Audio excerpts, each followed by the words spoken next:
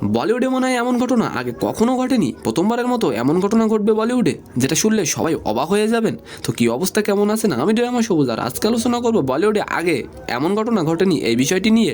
যশ রাজ ফিল্মের টাইগার 3 মুক্তি পাবে 12ই নভেম্বর। মনীষ শর্মা পরিচালিত টাইগার ফ্র্যাঞ্চাইজির তৃতীয় কিস্তিতে ভক্তদের মধ্যে তৈরি হয়েছে ব্যাপক কৌতূহল।